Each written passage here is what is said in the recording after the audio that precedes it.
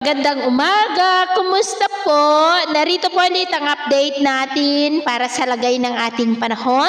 Ngayong umaga po ng February 1, 2025. Sa ngayon po ay nananatili na walang anumang sama ng panahon sa loob at labas ng ating area of responsibility.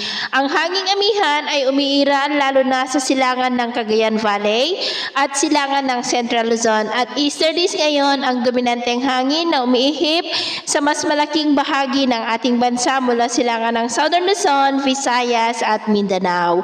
At sa atin pong long range forecast, consistent pa rin po na walang bagyo na namamataan na tatawid po dito sa ating kalupaan hanggang sa susunod na 2 linggo ay posibleng storm free po tayo. Pero hindi pa rin inaalis ang posibilidad na may mabuong banta ng sama ng panahon sa susunod na mga araw lalo na sa silangan ng Mindanao. At sa lagay ng ating panahon, ngayong madaling araw ay maayos pa rin ang panahon sa malaking bahagi ng bansa pero may tsansa pa rin ng mga isolated rains lalo na po sa mga lugar na nakaharap sa Pacific Ocean sa silangan ng Cagayan Valley, Infanta, Catanduanes, Eastern Samar, Leyte, Dinagat Island, Surigao del Sur at Holosulu. At mamaya po ay sisikat ang araw sa malaking bahagi ng bansa pero may tsansa pa rin ng mga cloudy skies with isolated rains lalo na po sa mga lugar pa rin na nakaharap sa Pacific Ocean sa silangan ng Cagayan Valley,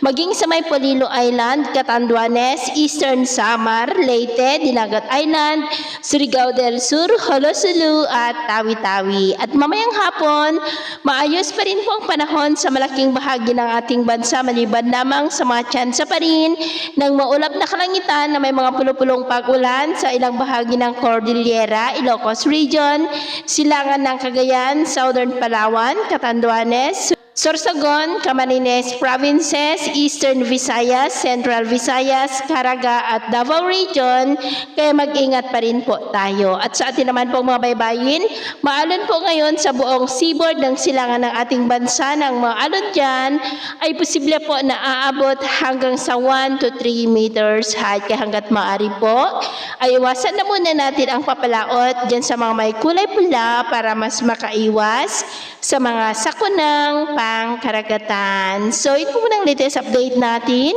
sa araw na ito. Takbo muli si James na nagsasabing sa kahit na pagsubok po na darating sa ating buhay, huwag na huwag po tayong mawawalan ng pag-asa. Thank you and God bless!